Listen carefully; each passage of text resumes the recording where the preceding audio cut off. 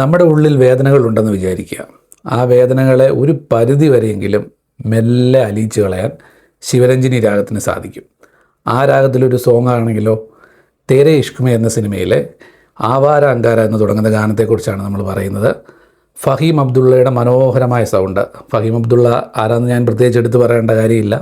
2025 സയ്യാറ എന്ന് തുടങ്ങുന്ന സോങ്ങിൻ്റെ കമ്പോസർമാരിൽ ഒരാളും, അതുപോലെ തന്നെ ആ ഗാനം ആലപിച്ച ഫഹീം അബ്ദുള്ളയുടെ മനോഹരമായ സൗണ്ട്, അതുപോലെ തന്നെ ARRൻ്റെ മനോഹരമായ സംഗീതം, ഇത് രണ്ടും ഒത്തിണങ്ങി സുഫി ബേസ്ഡ് ആണോ, ഡിവൈൻ ആണോ, അതുപോലെ തന്നെ ക്ലാസിക്കൽ രാഗാസ്, ഏതൊക്കെ രീതിയിൽ പോകാവോ അതിൻ്റെയൊക്കെ എക്സ്ട്രീമായിട്ടുള്ള വേഷനിലൂടെ സഞ്ചരിച്ച മനോഹരമായ ഹിന്ദി ഗാനം.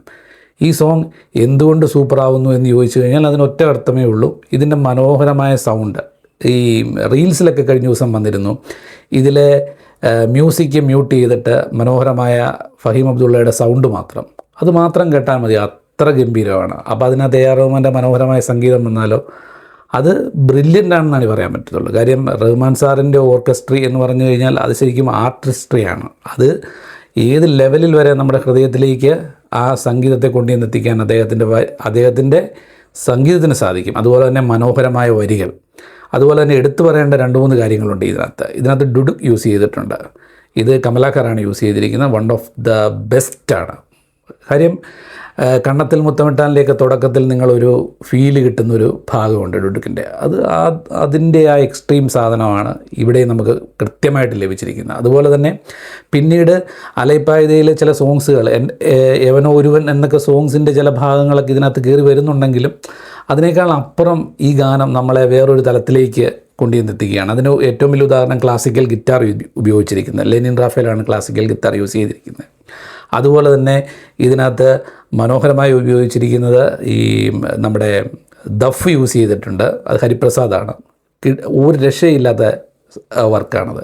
കാര്യം എങ്ങനെ നോക്കിയാലും ഈ സോങ് ഇപ്പം സിനിമ റിലീസ് ചെയ്യാൻ പോകണം നവംബർ 28 ധനുഷിൻ്റെ, കൃതി സനുവിൻ്റെ അല്ലെ ആനന്ദൽ റായുടെ തെരെ ഇഷ്ക് മേ റിലീസ് ചെയ്യുന്നു.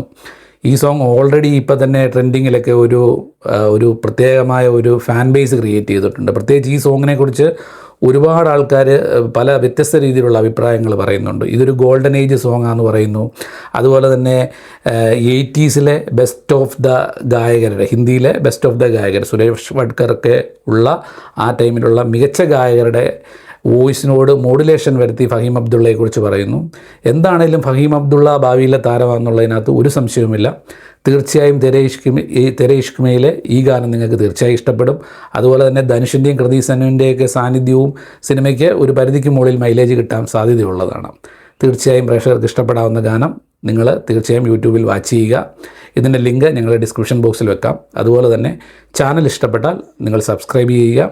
അതുപോലെ തന്നെ കൂടുതൽ വീഡിയോകളുമായി ഞങ്ങൾ ഇനിയും വരുന്നതായിരിക്കും. Thank you.